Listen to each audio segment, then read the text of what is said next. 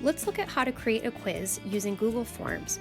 After you open Google Forms, you can select from a blank template or many other options that Google offers you. Make sure you title your quiz, and in the description section, I like to add the purpose for the assessment and what it is that I'm looking for. As you're adding questions, you can change whether or not the question is required. You can copy the question, delete it. You can even add a description under the question so that to elaborate and help your students on how it is that they should answer the questions. You can add an answer key in this section just by clicking on the lower left corner here. You can add a value for how much each question is worth.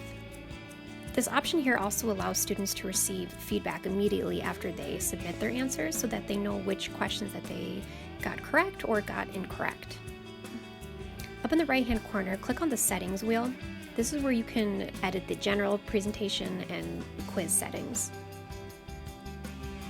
I went in and I made sure that I can restrict it so that students can only take the quiz once.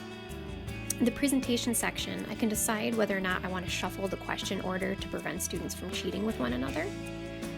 And I wanted to set up a confirmation message so that when students submit their quizzes, they receive an email or a message from me immediately confirming that they have submitted their quiz successfully. Also in the quiz section, you're going to want to make sure to select the option to make this a quiz, and then I'm going to turn this on locked mode. What it means is that students will not be able to open any tabs or applications while taking this quiz, and if they do that, Google will sense that and they will immediately submit the quiz as is. This is to prevent cheating.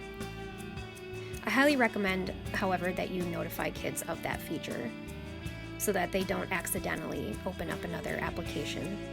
So in the viewable or presentation mode, I'm going to copy that link and I'm going to paste that into my Google Classroom. And that's how I'm going to link certain parts of my Google site or my Google Forms or any other Google application back to the Google Classroom.